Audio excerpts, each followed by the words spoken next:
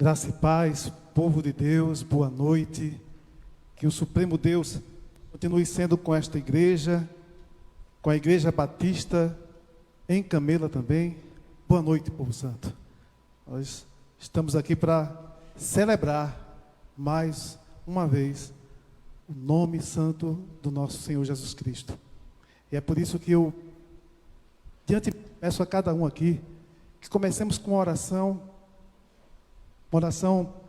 requerendo, solicitando, clamando aos céus, que Ele seja conosco e continue sendo conosco nessa celebração.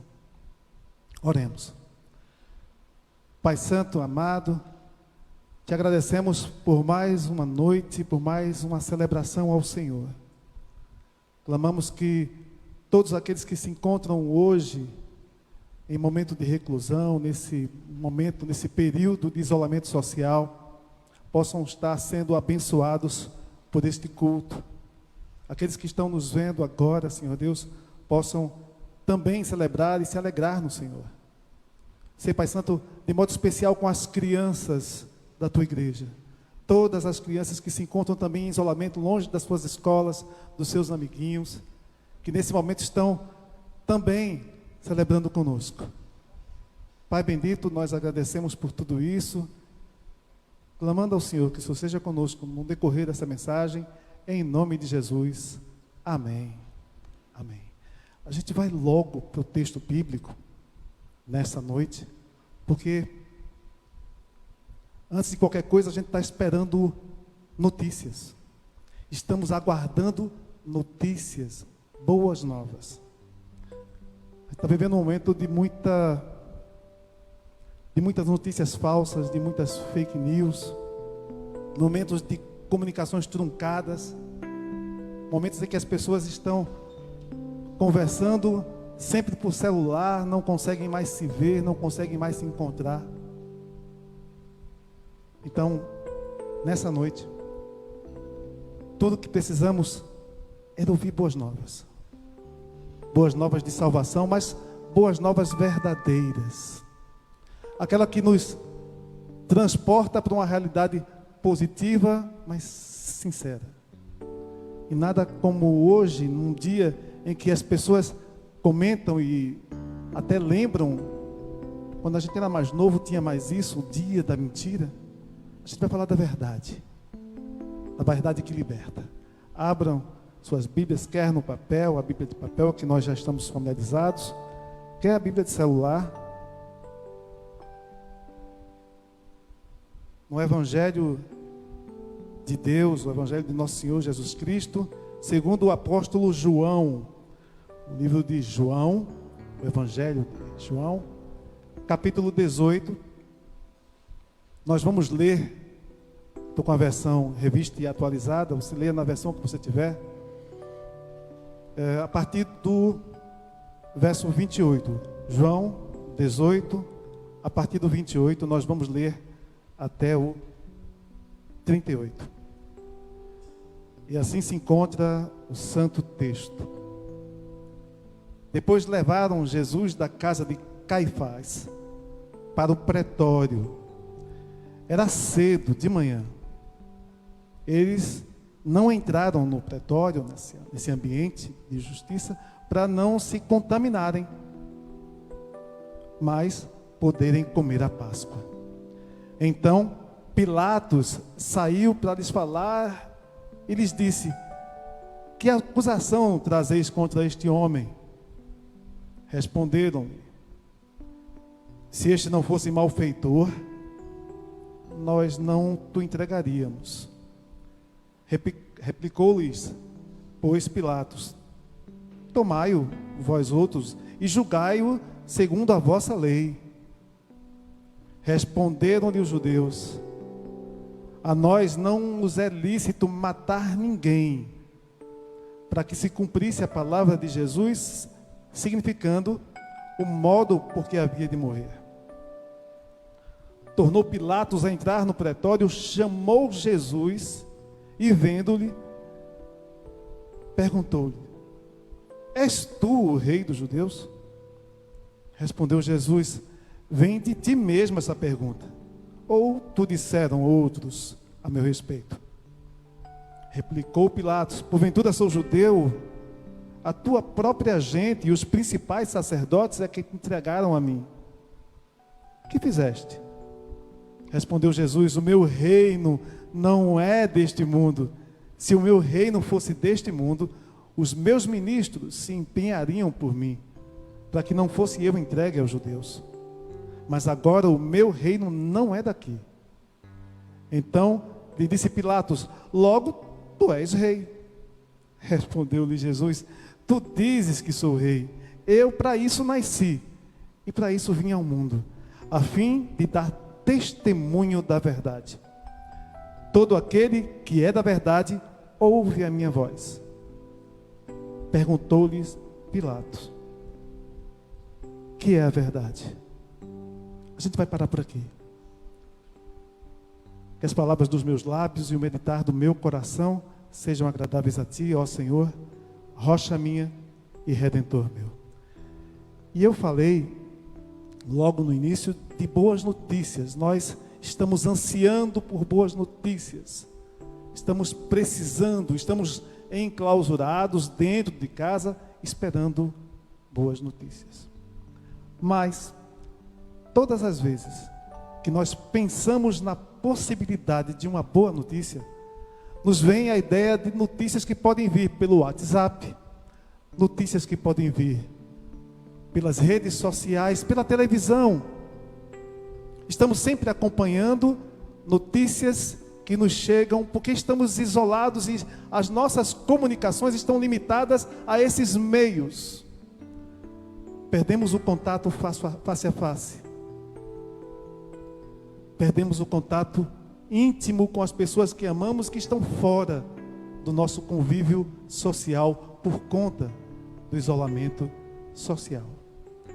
E é por isso que em dias como hoje, em que nós temos a oportunidade de falar da palavra de Deus, nós precisamos, como igreja, resgatar essa possibilidade através desses meios. Não só para notícias ruins, não só para coisas que possam nos angustiar, mas pela verdade que é a palavra. Nesse texto, falamos sobre Pilatos, um homem que governava a Judéia na época de Jesus Cristo. Ele chegou na Judéia por volta do ano 20, na geração de Cristo, o ano 20, e saiu de lá depois do ano 36, governando aquele lugar com mão de ferro. Pilatos não era nenhum santinho, não era nenhum docinho, mas ele teve uma oportunidade que muitos de nós hoje queríamos ter: falar com Jesus, uma entrevista face a face com o mestre, carne e osso, não amarrado como ele estava, sabe, mas conversar com ele, olhando para ele e perguntando sobre essa verdade que nós já sabemos. Pilatos, pela história dele, viveu a angústia de não ser amado, de ser odiado, mas ele sabia as razões pelas quais ele era odiado. Um governador de uma terra estranha que chegava num lugar totalmente diferente. Ele foi para lá revoltado, certamente. Sair dos confortos de Roma para a Judéia. O governador ficava, o principal, né, dos líderes, ficava numa região praieira, litoral do Mediterrâneo, mas ele não, ele tinha que ficar ali. Algumas revoltas ele oprimiu, e nessas opressões aos judeus, todos os judeus passaram a odiá-lo. Nessas grandes opressões que ele fez, uma chamou a atenção, porque ele usa o Corban, ele usa aquele recurso dos judeus para fazer uma ampliação, um aqueduto na região da Galileia, da Judéia, perdão. E esse aqueduto custou muito dinheiro e era o dinheiro do povo. O povo judeu não gostava dele. Nem tampouco aqueles que passavam a servir a Jesus Cristo. Mas algo diferente acontecia. Quando Jesus é preso, ele sai do Getsêmani, amarrado, preso, ele vai para a casa de Anás. O texto de João é o único que cita isso. Depois ele vai para a casa de Caifás, os sumos sacerdotes da época. E de manhã cedo, ele é levado para o pretório, para a casa de Pilatos, a região, o local onde ele julgava, um local grande, espaçoso, mas que os judeus resolveram não entrar para não se contaminar. Eles entendiam que eu comer a Páscoa estava perto, lembram? Foi da quinta para sexta-feira, isso era bem cedinho. Eles chegaram à casa e chamaram. Esse homem foi acordado logo cedo. Foi tirado da cama para julgar um justo. Para julgar aquele que não tinha pecado e que teria morrido por nós. Iria morrer por nós. Não havia necessidade nenhuma de, naquele momento,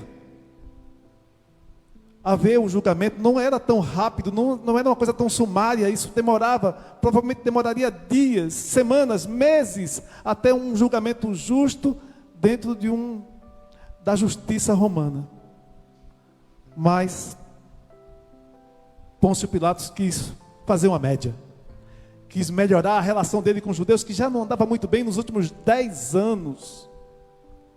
E isso é muito, muito difícil de compreender, porque todo aquele povo judeu estava gostando dele. Parecia que ele era a saída, a solução dos problemas dos judeus. Era Pilatos. Construíram um caso jurídico, fizeram uma peça jurídica condenando, acusando aquele que seria o traidor da nação judaica. Montaram uma estrutura moral fictícia para acusar Jesus Cristo. Arranjaram testemunhas falsas que disseram, ele comentou, ele disse que ia destruir o templo. O povo judeu que não queria se contaminar no pretório, teve a capacidade de mentir e de levantar uma notícia falsa contra Jesus Cristo, judeu também. O mesmo que uma semana antes tinha entrado com saudações e com glória, a entrada triunfal em Jerusalém. Montaram esse caso, criaram mentiras.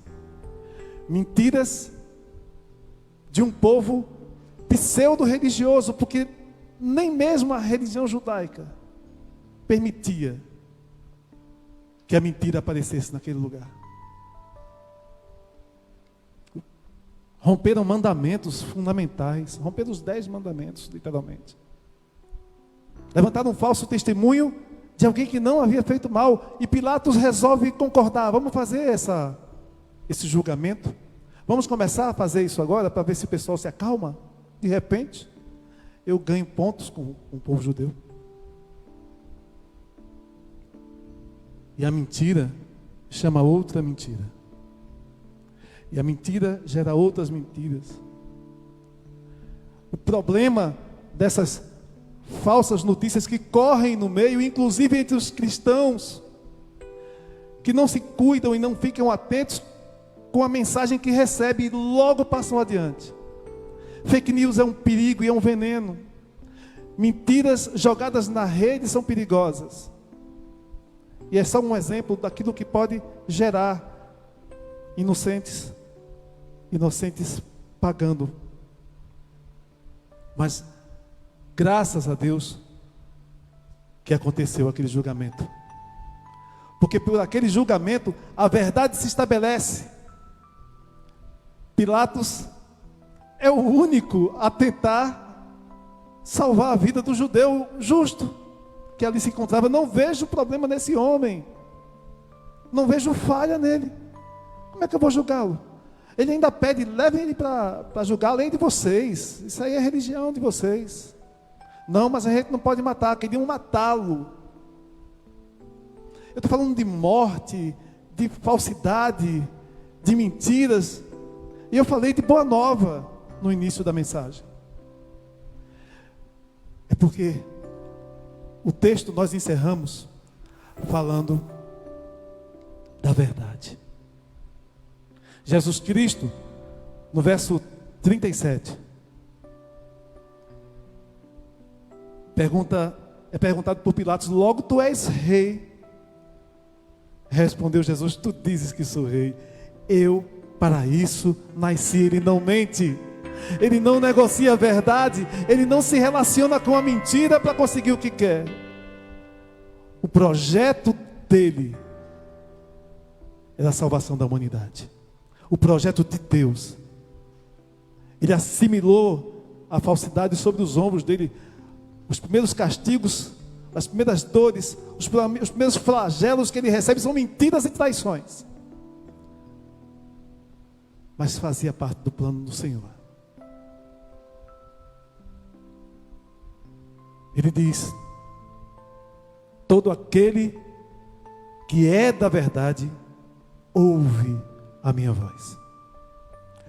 Todo aquele que é da verdade ouve a minha voz.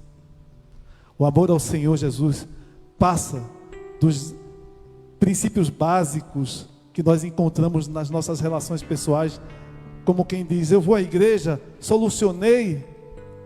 Jesus antes, no próprio livro de João, comenta vocês com alguns que mentiam e diziam: nós somos filhos de Abraão, nós fazemos parte de um grupo religioso.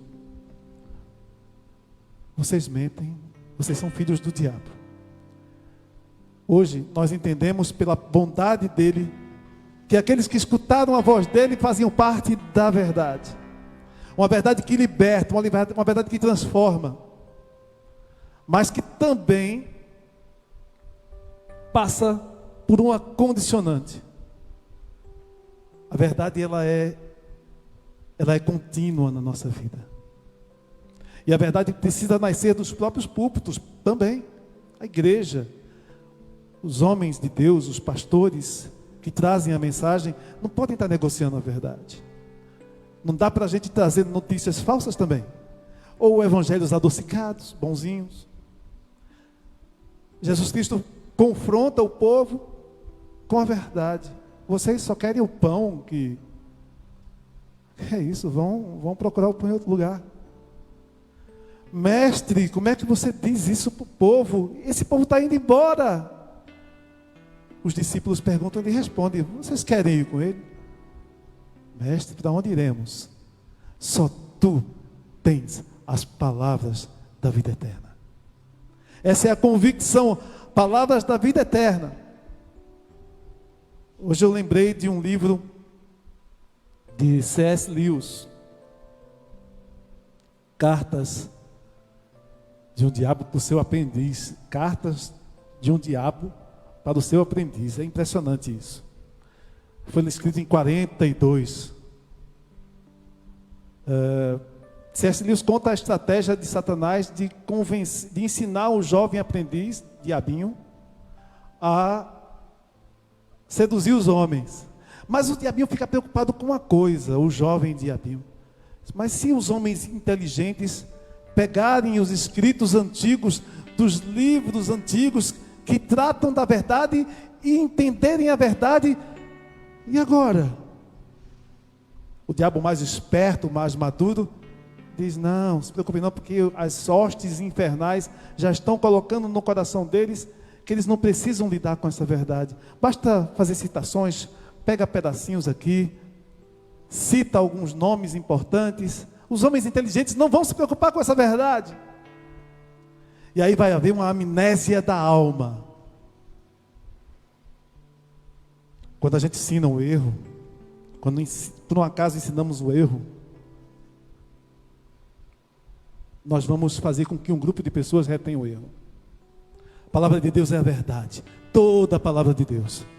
Não são pontos pinçados, são contextos e mais contextos de uma história que se realiza plenamente em Jesus Cristo. A verdade que Ele mesmo diz ser: eu sou o caminho, a verdade e a vida. A verdade é encarnada. tudo aquilo que tinha sido prometido se realiza em Jesus Cristo. Ele é a promessa concretizada da verdade de Deus.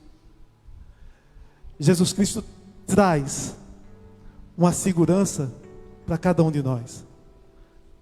A segurança da verdade que Ele mesmo é. Ele liberta com essa verdade. Ele liberta cada um de nós dos nossos próprios pecados, das nossas próprias idolatrias. Nós temos. E nesse momento, nesse contexto que a gente está vivendo hoje, nós estamos tendo uma oportunidade maravilhosa de conviver com a verdade todos os dias nas nossas casas. A celebração não é só na quarta, no domingo. Todos os dias a gente pode fazer isso em casa. Que oportunidade! Por mais que Satanás tente plantar no coração do homem que a verdade da Escritura pode ser pensada, escolhida, não, eu quero isso, eu não quero aquilo. Mesmo que Satanás plante, nós temos como nos blindar nesses dias. Dias de deserto. Nós pregamos sobre isso em Camela, também por meio da internet. Do deserto que estamos vivenciando. Oportunidade. Deus envia o povo saindo do Egito, atravessando o Mar Vermelho e indo para o deserto. Para entender que nem só de pão vive o homem. Deus envia o próprio Filho ao deserto para ser tentado, cheio do Espírito Santo, para na caminhada do deserto também ser tentado e com a palavra envergonhar o diabo. Hoje, cada um de nós, nas nossas casas, com a consciência de que a verdade, que Pilatos pergunta, que verdade? Se fosse um judeu conversando com Jesus, provavelmente ele falaria de verdade como sendo uma coisa concreta. Pilatos romano, ele entende veritas, né, verdade, como algo de um conceito apreendido. Jesus é a verdade plena e encarnada, e não um conceito limitado. A verdade que liberta, porque é o cumprimento da verdade absoluta de Deus. Tudo que havia antes, todos os sacrifícios, todas as coisas que apontavam, tudo que os profetas disseram no passado, apontavam para ele e se realizaram nele. A verdade. A verdade. A verdade que transformou o tabernáculo que habitou entre nós, pleno, perfeito, definitivo. Ah, Senhor Deus, te agradecemos por isso. E eu agradeço porque não somente temos a oportunidade de compartilhar essa mensagem que Deus colocou no coração desse vaso de barro, mas também porque eu tenho consciência de que o santo e eterno Deus vai continuar mostrando para cada um de nós a verdade que se renova a cada dia. Eu peço a vocês que abram, para finalizar, uma leitura importante. João, volta um capítulo só, João 17, verso 3. Diz assim o texto: e a vida eterna é esta, que te conheçam a ti, o único Deus verdadeiro, e a Jesus Cristo a quem enviaste. A vida eterna é conhecê-lo todos os dias. Estamos vivendo essa plenitude. A vida eterna é o que me satisfaz, sabe? O que me alegra. É porque eu sei que mesmo depois da morte, eu vou continuar ouvindo, conhecendo, vivenciando com Ele. A esperança que se renova a cada dia, e mesmo nesses dias de quarentena que vão passar, vai passar. Vai passar porque você sabe qual é a verdade. Verdade porque Ele é aquele que prometeu e nunca falhou. Que o Senhor nos abençoe. Que o Senhor continue conosco. Vamos orar. Vamos orar. Jesus Cristo, nosso Pai celeste que estás no céu, Senhor nosso,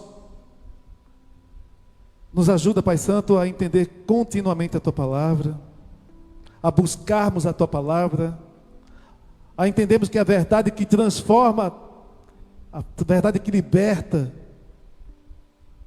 a verdade que nos encaminha por caminhos seguros, mesmo nesses dias de tribulação, é a verdade da Tua palavra.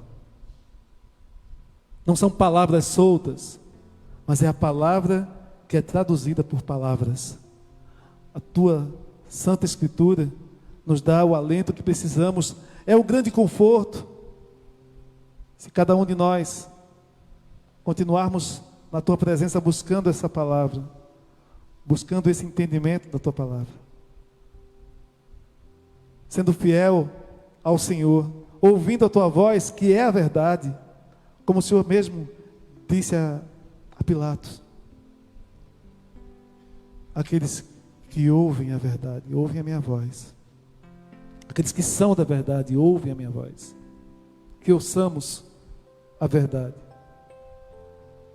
Que sejamos da verdade, que ouçamos a voz de Cristo nesses dias, com a consciência de que Ele promete e de que Ele cumpre, porque Ele é verdade plena e eterna. Te agradecemos, Senhor, em nome de Jesus. Amém.